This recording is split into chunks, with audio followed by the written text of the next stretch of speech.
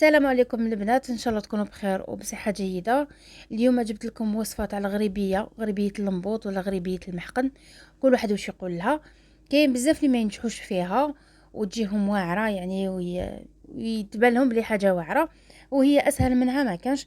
عندها واحد لاستيس برك، لي ميزور تقريبا كيما لي ميزور تاع الغريبيه العاديه، لكن الاختلاف هو في لا تكنيك تاع الخدمه.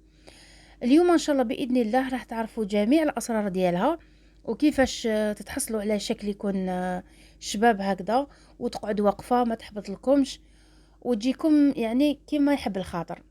فوالا شوفوا كيفاش كي بوشيتها، والشكل ديالها قعد هو يعني ما تبدلش. هذه هي. انا هنا درتها بالفارينه، ودرت لها شويه تاع كاوكاو مرحي، يكون وشنو مرحي شويه رقيق. فوالا.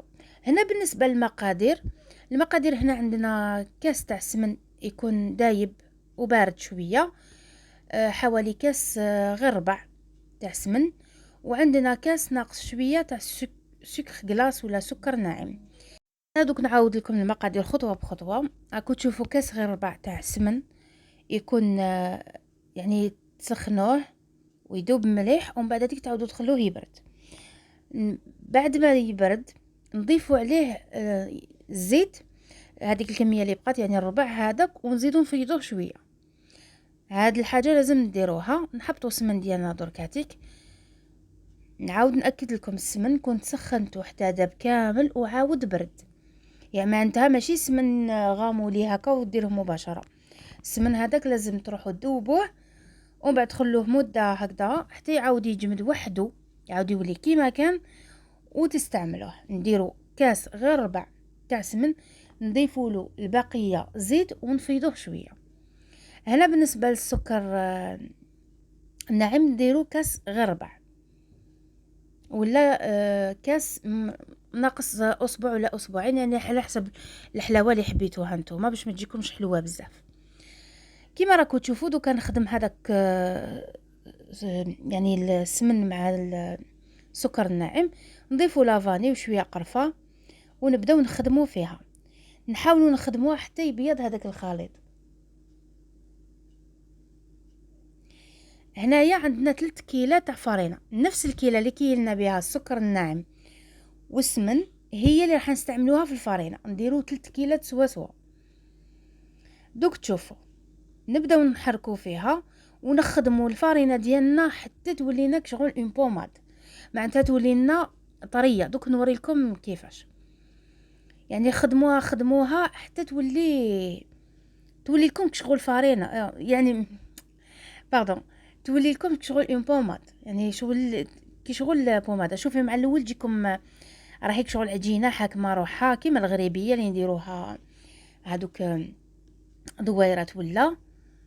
ومن بعد تيك مع الخدمه حتى تولي لكم شغل اون بوماد، تولي لكم شغل مرهم هكذا، شغل الزبده دايبه. شوفوا هاي بدات تطلق روحها. هنا بما انه انا درت كميه صغيره بالخفط خدمت لي، من نتوما كي تكون عندكم كميه كبيره قعدوا تخدموا فيها. فهمتوني البنات؟ تبعوا مليح الطريقه وراح تنجحوا فيها وتولوا بروفيسيونيل.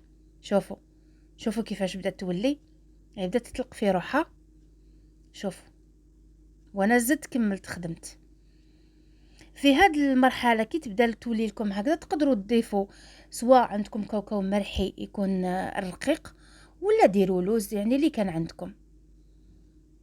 شوفوا هاكو تشوفوا البنات، يعني هذه هي المرحله اللي خلاص يعني تعرفوا بلي الغريبيه راهي نجحت لكم.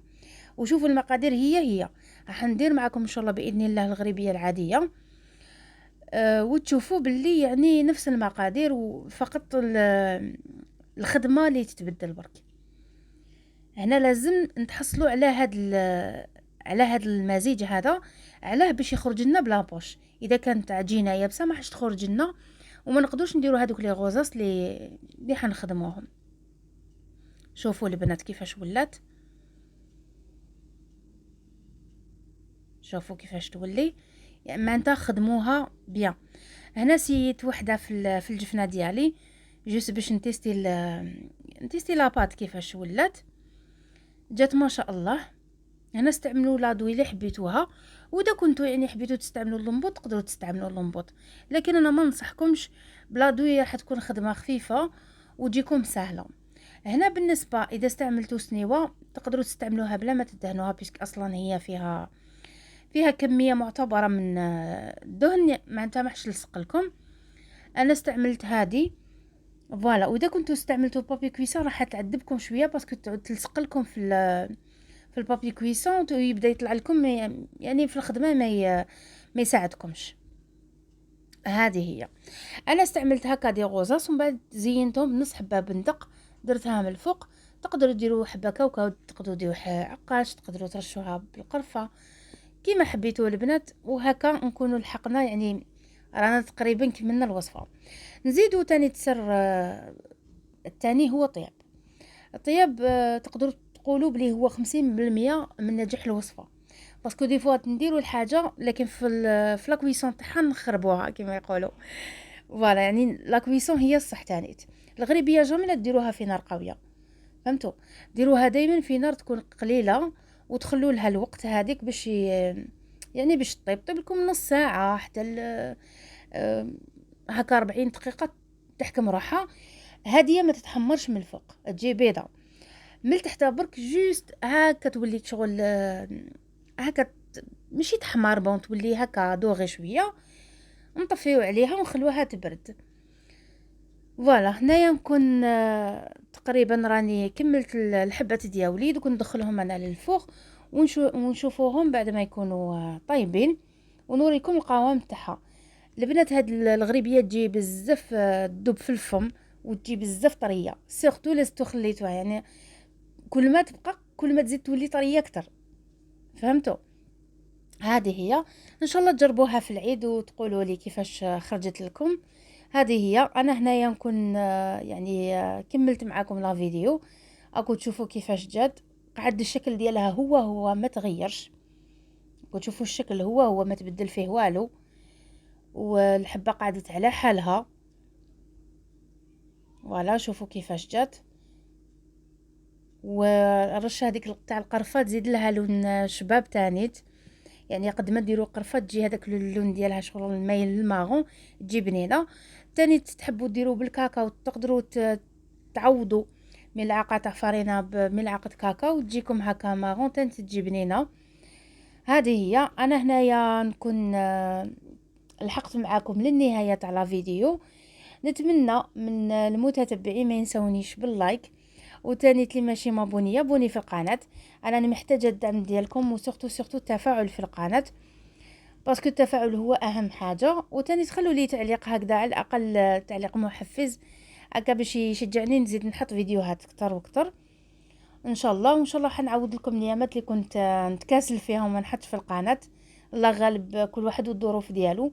انا القناه هذه دايرتها كما يقولوا ان بليزير برك، ساعات هكا نبارطاجي فيها لي غوسات تاع الخدمه ديالي وتاع كلش. هذه هي. نتمنى تجربوا الوصفه وتقولوا لي اذا نجحت معاكم. هذه هي. ونقول لكم سهره ممتعه ودمتم في رعايه الله وحفظه. مع السلامه، نتلاقى ان شاء الله في فيديو اخر.